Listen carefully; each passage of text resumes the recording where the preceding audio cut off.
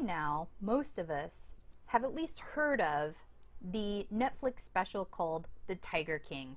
You know, this guy right here. There are many oddities in this series. Straight men turn gay, apparently, by the Tiger King, to the way that his partner died, to him, generally speaking, his demeanor towards the animals, the animal abuse, and then, of course, there's Carole Baskin. Her husband went missing in August of 1997. Now, you may remember that the Netflix special interviewed Carole Baskin's first husband's lawyer. Do you remember that? It is this guy's interview that is the subject of today's analysis in a new segment I'm calling Ask a Lawyer.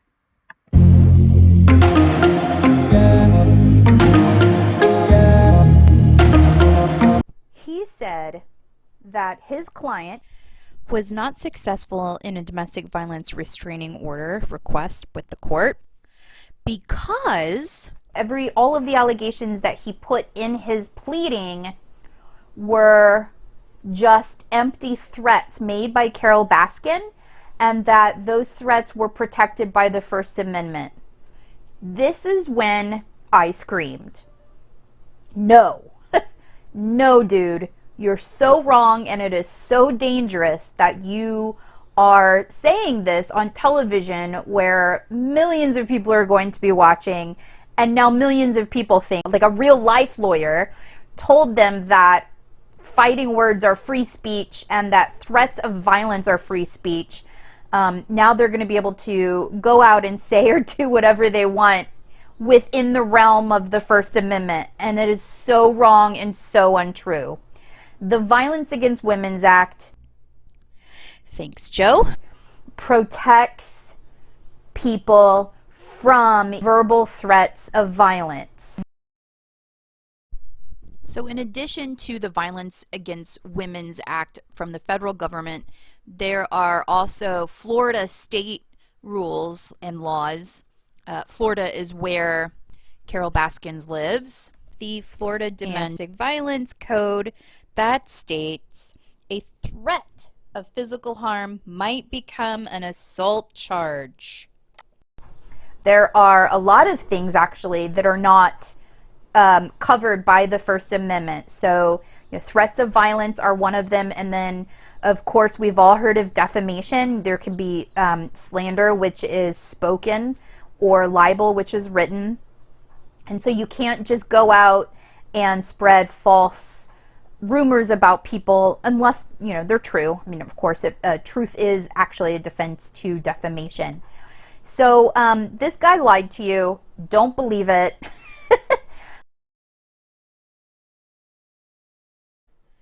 So where Don Lewis likely went wrong with his court proceeding was that he did not have enough evidence, or at least he didn't show enough evidence to the court that was reviewing his restraining order request. Heading back over to Joe Exotic, though, our Tiger King star of the show, I wanted to get into the legalities of his own case. So he was convicted of 2 counts of conspiring to kill that bitch Carole Baskin, of 9 counts of violating the Lacey Act for falsifying wildlife records, and 9 counts of violating the Endangered Species Act for killing 5 tigers and for selling tigers across state lines. His sentence was 22 years of crappy, shitty time in prison, where he belongs for treating people and large cats like shite. Recently, there has been talk about the possibility of President Trump granting Joe Exotic a presidential pardon from his sentence. Let me break down for you how rare that is, and that the odds are pretty discouraging for Joe Exotic. During his term, Barack Obama only pardoned 212 people, and before him, George W. Bush pardoned around 889 convicts. So far in 2020, there are already over 2,000 pardon applications that have been filed, and as of the shooting of this video, we are only into May. 2,445 applications for a presidential pardon are currently pending, and last year there were 11,510 pardon applications. This means that someone's chances of getting a presidential pardon are somewhere less than 1%. In fact, President Trump was asked if he knew about Joe Exotic and if he was planning on pardoning him, and he had this to say. I don't know. I know nothing about it. He has 22 years for what? What did he do? He allegedly hired someone to murder an animal rights activist, but he said that he didn't do that, and he was. Do you think he didn't do it? Are you on his side? Well, I'm a reporter. Are you recommending a pardon? with everything going on with the current corona pandemic, the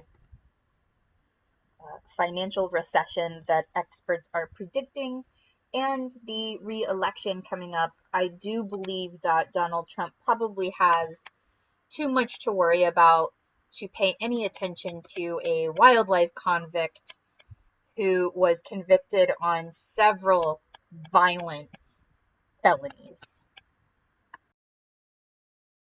And now I want to hear from you. Do you think that Joe Exotic should be pardoned? Do you think that he has stands a chance to be pardoned?